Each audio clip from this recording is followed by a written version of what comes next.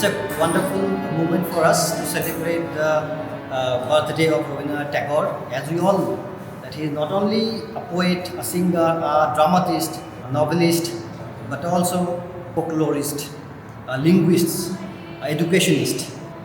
গগনে গরজে মেঘ ঘন বরষা, কুলে একা বসে আছি নাহি ভরসা, রাশি রাশি ভাড়া ভাড়া ধান কাটা হলো সারা, ভরা নদী ক্ষুরধারা খড়পসরা, কাটিতে কাটিতে ধান এলো বরষা।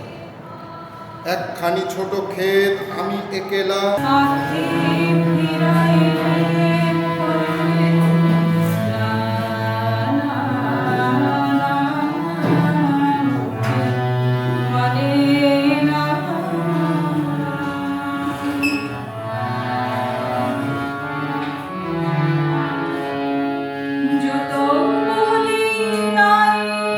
ধুনীয়া কথা কৈছিলে, মরিতে চাহি না আমি সুন্দর ভুবনে, মানবের মাঝে আমি বাঁচিবারে চাই।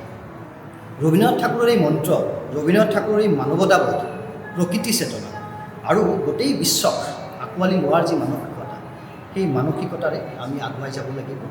কত রূপ ধরে পড়েছ গলায়, নিয়েছ সে উপহার, জনমে জনমে যুগে যুগে অনিবার। কত শুনি সেই অতীত কাহিনী, প্রাচীন প্রেমের ব্যথা, অতি পুরাতন বিরহ।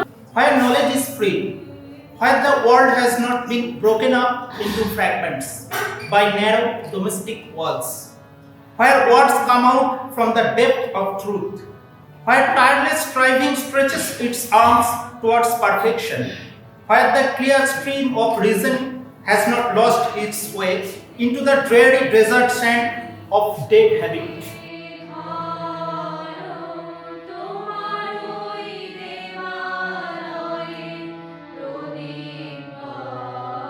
ধীরে এই ভারতের মহামানবের সাগর তীরে, হেথায় দাঁড়ায়ে দুবাহু বাড়ায়ে নবী নবদেবতারে, উদার ছন্দে পরমানন্দে বন্ধন করে দাঁড়ে।